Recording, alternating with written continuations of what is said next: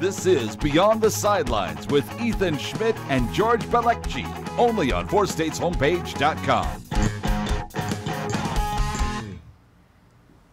Well, welcome into another week of Beyond the Sidelines. I'm Ethan Schmidt. He's George Belecci. And George, we're through now 3 weeks of the high school football season. This is week 4 of Beyond the Sidelines. And we had a pretty good game of the week, despite the fact that it was a downpour up until about an hour before kickoff. I think the way we all woke up on Friday morning, we were happy that we had almost a full slate of high school football throughout the area. And, you know, big kudos. Tough game up in Frontenac between them and St. Mary's Colgan, playing on Frontenac's home grass field. Yeah, it was, for someone that was there, it got really wet really quick.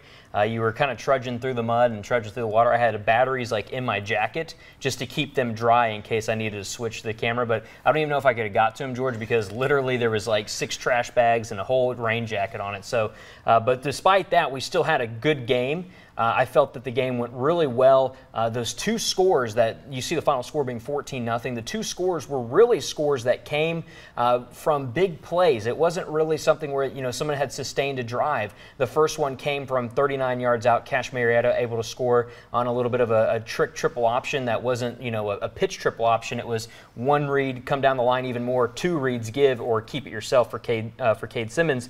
And then the second touchdown came after what I said was a kind of a weird play call, or weird bang-bang situation where the officials gave a touchback that could have gone to the 1-yard line depending on where they marked an interception from Cal Marquardt. They end up giving the ball at the 20. They lost a yard. Colgan did it on their next play, but then an 81-yard touchdown run by Cade Simmons, and it was just because he found an open hole, and, you know, it was wet, and you had to really wrap him up. And Cade, we saw him. He was our performer of the week last week, and he had really good numbers running and throwing, but obviously in this game, no passes completed, but he did run the ball very effectively, and that's what was the equalizer and the difference really for St. Mary's Colgan. That was a trend with the Panthers offense, because not a single completed pass. Like you said, the 2 big plays to score and, you know, set the pace in the backfield was Cade Simmons, over 120 rushing yards, and Matthew Lomschek as well, over 110 rushing yards himself. So the Panthers, they did it how we saw with last season: play good defense, run the ball. They'll run that triple option offense, and I bet you made a point to it Friday night when you got back. But what we saw was throughout a lot of the games in the landscape was pitches, simple plays, you know, running a speed option or toss plays. The ball's a little more slick out there. Slips happening. I bet for Colgan, they said, we're not going to toss the ball. We're going to have to make good reads. You're going to have to be more confident in them and definitely commit. And sure enough, it did. It stepped up big time for them for the win. Yeah, and then, of course, the defense able to capitalize on a lot of turnovers that were happening. And we saw that. That was a trend all night, was turnovers. No matter where you were, there were several games where we saw double-figure turnovers. And that wasn't because anybody was trying to throw the ball and throwing interceptions at the high school level. That was literally because sometimes it was between quarterback and center. There was just a bad exchange, or it came down to the fact of a bad pitch, or really just anything in that, a bad handoff, wherever it was. So we saw that a lot. We even saw it. I mean, Frontenac capitalized several times on Cade Simmons messing up on several exchanges under center. It was just that they could never get into the end zone. And of course, they'll turn their attention this week. They'll end up going to Commerce. We'll talk about them a little bit later as well in the show. And then St. Mary's Colgan. They have a Thursday night game against Baxter Springs with the host Baxter Springs from Hutchinson Field. So both teams will have to turn around. Colgan turning around with a 2-0, you know, record, feeling really good about themselves heading into their third game of the season. And then of course Frontenac will have a little bit tougher competition going to Commerce. And a big point you brought up, what Colgan won was a turnover battle, not just the game. They lost 1 fumble while Frontenac lost 2. Big part, we're going to keep bringing up the conditions tonight because that's just how difficult it was Friday night for these teams. But that's a big part on why they won, and you know that's what good teams do. Little things they always get right for Colgan in the case, holding onto the ball, protecting it, and also forcing Frontenac to turn it over. Well, speaking of a good team and a good team that can run the ball, we know of Webb City. They came out and they handed Neosho's first loss of the season. They won 41-0. It was you were there at that game, and it looked like from the stat sheets, it was like, oh well, nobody's like super impressive. But when you think about it, it was because Webb City started every offensive drive in great territory. That's right. It was the defense feeding into the offense, and even the special teams setting up the defense because they would pin Neosho so far back. And what it came down to for Webb City, I mean, every day that defense goes against a split back veer in practice. Well, Neosho brings the wishbone offense with them, so nothing's going to really trick those linebackers. But a big step up by Ruben Lenker, who had to step up because Sam Thomas was out in that game Friday night. He suffered an injury against Joplin, did not play this past weekend. And on top of that, on the offensive side of the ball, because what adds to it, Cade Beeson was out, you know, as a precautionary with a left knee injury, so Cade Hicks slid in at starting quarterback. So it's another starting linebacker, John Roderick, lost on his defensive side. But they shut it down. Neosho held to just 100 yards of offense. And who set the pace on the offensive side of the ball other than D&D, Durand, and Deverin? And it was even into the case where Durand Henderson, 67 rushing yards, 2 scores. His second score set up by Deverin Weathers' 52-yard run. These two backs continue to complement each other. And on top of that, if they're not getting the ball, they're still doing their job blocking. And that's what has Webb City looking so good. And the defense just continues to show up. Run the ball well. Have a stout defense or smothering, whichever way you want to put it. It's just Webb City is one of the best defenses in the area. And Alex Gaskell is showing up in the passing game as well. John Roderick put the ball in all his playmakers' hands, and they showed up big time against Neosho. And Webb City, of course, will be going up against Branson this upcoming week. So Branson, Neosho, a team that they were able to beat. So Webb City looking to go in there and obviously not looking past any opponent, but just keep going as is. Along with that one, Neosho, they'll actually get Carthage coming up this week. We'll talk a little bit about that coming up as well. And moving into Carthage, a great performance against Joplin, scoring from not always the same people. You know, you expect to hear Zeke Sappington every week, but he wasn't the one scoring. It was actually a backup quarterback that was coming in. They run about a 2-quarterback offense. We were talking about this on Friday a little bit with each other, was the fact that how do you have 2 quarterbacks this good and one's your backup, and he can come in and play during the season as well. And what's amazing, because Zeke Sappington is standing at 6'4", 215. Patrick Carlton's actually bigger. He comes in the jumbo package, and that's what John Guidy does. He brings his all-conference linebacker, Colton Winder, into the backfield as well. So they'll go with 7 down offensive linemen, have Carlton taking the snaps. He finished with 59 rushing yards and multiple touchdowns. Zeke Sappington, 82 rushing yards. Tyler Mueller, over 100 rushing yards as well. And then on top of that, Downing, too, 100 yards on 5 carries. All these different guys toting the rock for Carthage. And like I said, for Webb City, they play good defense, they run the ball, and that's what they've been doing all season long. I was saying to you before the season began, I'm ready to give Zeke Sappington, the Don, the crown as the best quarterback in the COC. He hasn't thrown the ball enough for me to continue to progress on that take. But what they have and what they did against Joplin was they held Isaiah Davis to under 100 yards rushing. First time in his career as a starter, he's had over 20 carries and didn't reach that mark.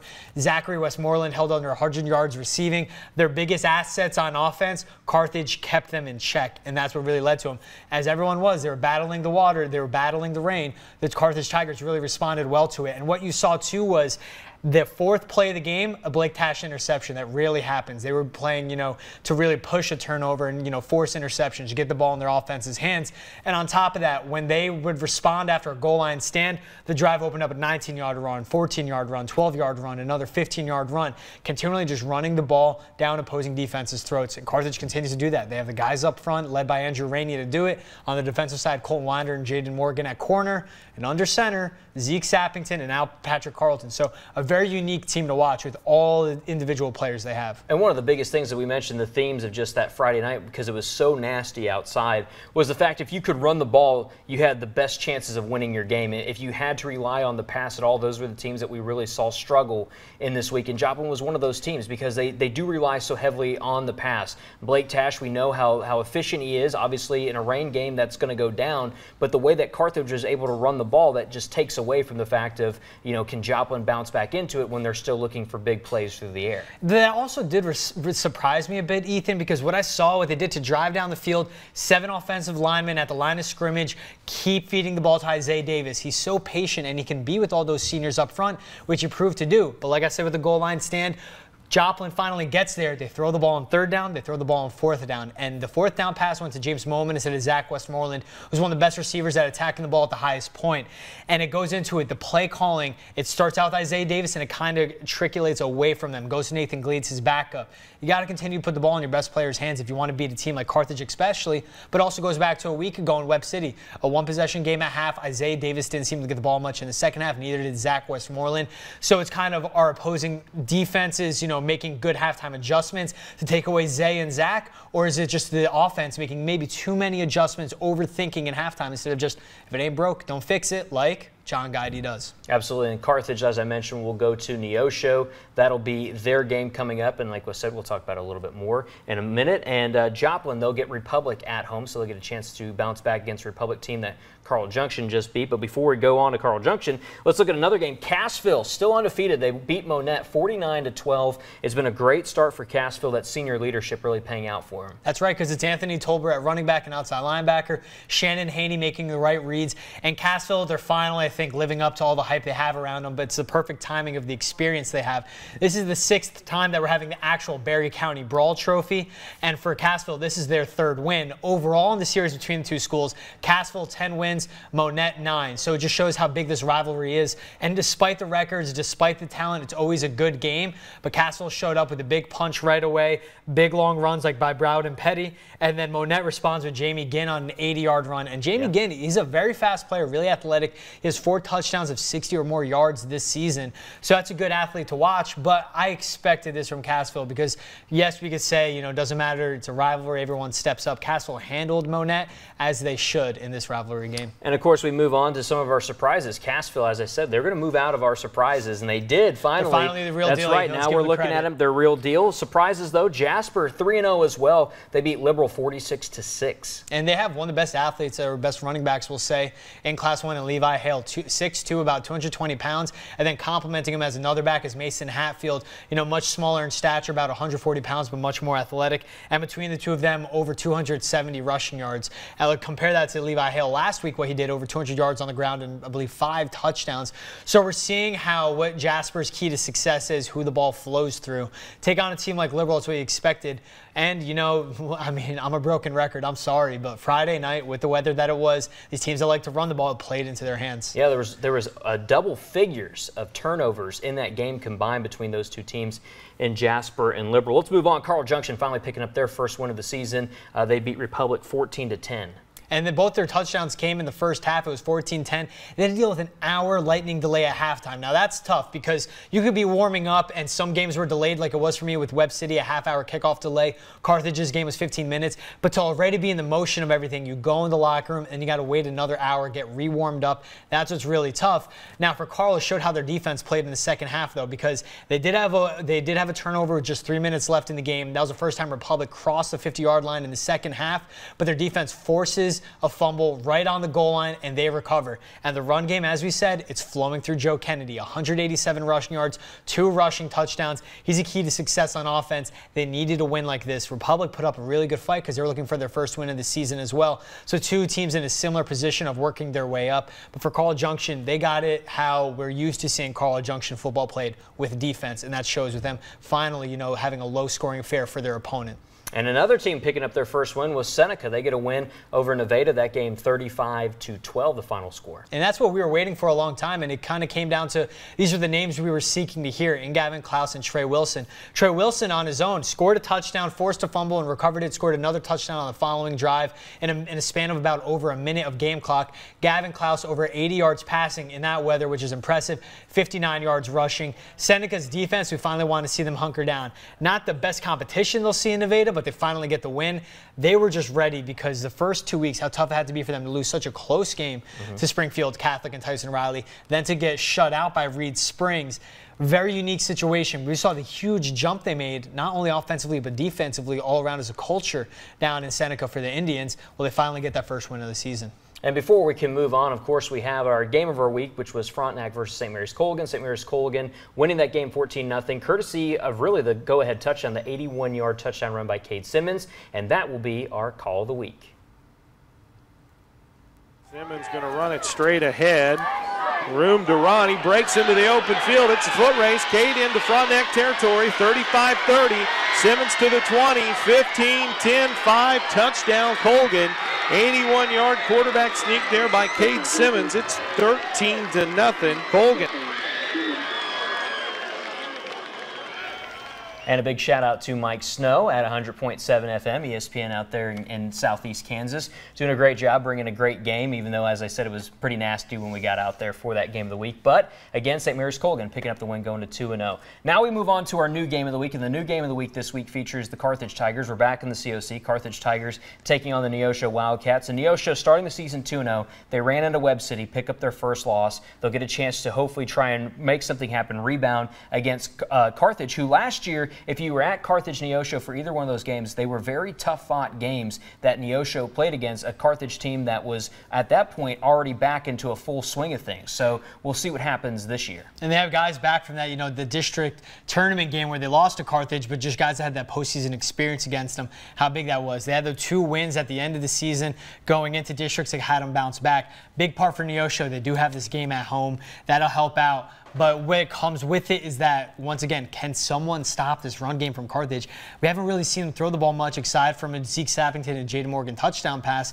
But if they're just going to keep winning it, it's going to be successful for them. They're going to keep going to that. Combat that with Neosho, also runs the ball well, too. Just the second week in a row, they're going to face a really tough defense, especially led by the linebacking group, has a good defensive line like they saw against Webb City. Absolutely, and as you mentioned, that running game from Carthage, we'll have to see who can stop it. Neosho is going to have to do their best on defense to just really get in there and try and put a hat on somebody. That's really what it comes down to. But I will say this, the running backs and the quarterbacks that can run the football for Carthage, they can take the hit and they can bounce you off and keep going. I saw that myself firsthand against Carl Junction, was just how big and how physical you have to be to really try and bring them down. But again, Neosho, Gage Kelly, someone that stepped up, and we have to really see what he's going to do now. How does he respond at quarterback going up against a Carthage team after just coming up against a Webb City team with a great defense and now facing another great defense? Yeah, because barely breaking. I mean, they just got to the century mark at the end of the game, and to combat that with Carthage, you brought up their running backs. Tyler Mueller really is a real deal. He looks so fluid when he's out on the field, and then they complement that with the power backs they have, like a Colton Winder, who will also be in the backfield too.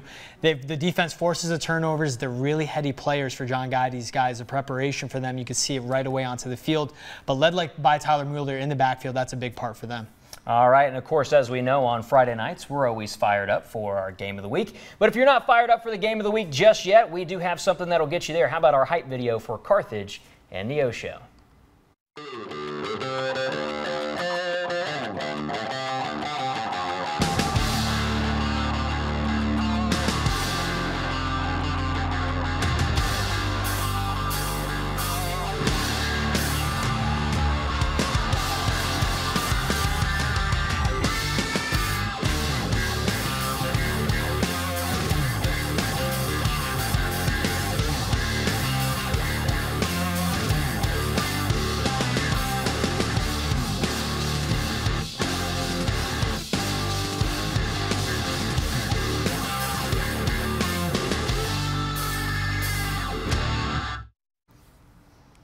I know I'm excited for it. I think it's going to be a really good matchup, but like we said, it'll have to come down to who can get past that defense of Carthage if Neosho has anybody who can break that. And it's a lot more fun to have Neosho in the mix because they were the biggest surprise week 1 with the win. They were maybe, I don't want to say as big of a surprise, but they kept us going in with our intrigue after the week 2 victory. And they did battle well with Webb City. It was just a team that did everything in all 3 phases. Neosho quickly learned they cannot make any mistakes, which they have to carry over. They got to learn from their lessons from Webb and apply them to Carthage. And of course, we won't make that prediction in the Game of the Week until Friday. You can follow us on our Facebooks and Twitters, and you'll see what we'll have and who we'll be picking on Friday afternoon when we actually look into the game a little bit more. We like to keep everybody guessing up until then, but some of the games we would like to predict on. We'll start off with Lamar versus Monette, and Lamar picking up consecutive win number 52. Monette falling to Cassville. I think we're going to go with Lamar. Like you said, because, yeah, you spoke for me on that. I knew I had to, but go ahead. They're a no-brainer at this point because at all 3 phases, we talk about teams that don't make mistakes. They pay attention to special teams. Their defense is always going to be smothering, and offensively, they have all the athletes around them. In the rain, Lyndon Hardman making plays defensively, forcing interceptions like they did against Aurora, and Duncan Gepner continuing to get the job done. Along with those 3 offensive linemen up front, Monette is continuing to be in a rebuilding phase from their state championship team a couple seasons ago. And this is not going to be one of those chapters they're right in the rebuilding phase of, a big overcome. It's going to be Lamar in this one, Ethan. Mount Vernon, they'll host Reed Springs. And this is actually a really good battle. We talked about Reed Springs earlier, beating Seneca. They're 3-0. And so is Mount Vernon. Mount Vernon coming off a sloppy game as well. As we mentioned, it was very, very nasty this weekend. If you weren't outside at the games, I think you're just like, what are these 2 guys talking about? But it was really bad this Friday night when we were trying to be out there at those games. But Mount Vernon, they win their game 14-12. Now they'll get Reed Springs. I'm still going to go with Mount Vernon this one. I think Mount Vernon has Will Boswell, who's just talented on both sides of the ball. And I think now that we've had 3 games under those starters that were coming up that didn't play a lot last year, and now they're getting that chance, I think that they're in there. I still think Mount Vernon is one of the other teams really to beat in the Big 8, and I'm going to go with Mount Vernon. That's right. To me, I'll say they're the biggest surprise still through 3 weeks into the season. They'd be undefeated. They lost 10 defensive starters, but what they did return was a Class 3 Defensive Player of the Year in Will Boswell. And shout out to Coach Cox, because he took a Defensive Player of the Year and is making him a focal point on offense himself. So he continues to push that. Mount Vernon, their last 2 wins coming on the road. They're finally back at home this week. That's why I'll take them, Ethan. Our next game, Columbus at Girard. I'm going with Girard in this one. I liked what Girard did week 1. They can get the ball in the air, depending that I guess there's no crazy weather. But Girard coming off a loss this past week, but they won their week 1 game. Columbus still searching for that first win. Columbus is very young. They had a lot of players that had to step up into different roles. I feel like Girard had something really working for them in week 1, and if they can get back there, I think they'll have the ability to beat Columbus. I agree. I'm going to go with the Girard pick, too. I think Columbus is really still struggling to fill the shoes of Ridge Smith and Keenan Stanley that both graduated. Quarterback and running back both were tremendous players, so they're still trying to figure out who's going to take over for that. For that reason, I'll give Girard the win there. And Frontenac going on the road. They're going to Commerce. They're having to make that trip down to Oklahoma. Commerce, they picked up their first win this past Friday, and Frontenac, of course, they picked up their first win week 1, and now they're 1-1. Both teams coming into this 1-1. I think I'm going to give it to Mark Smith and the Raiders. I think Frontenac's going to go down there. I think they're going to be fired up from losing a rivalry game that they were so close to winning. I think the passing attack's going to be there, and I think their defense, because I still believe that the Frontenac defense is still one of the best defenses, even though they might be a little undersized, even though they might not be, that same power that everybody else has. They fly to the ball, they put hats on people, and they're strong when it comes to defense, and that's what we saw week 1 against Richmond. I think that they'll bounce back this week. That's a good point you make, but for me, I'm going to contradict you, and I'll go with Commerce. I just think it's another physical team that Frontenac will see, and it goes back. It's kind of what happened with Joplin against Carthage. Going up from a huge game like Colgan, can they still mentally and physically be up top like when they take Commerce, or will they kind of underestimate that Oklahoma team?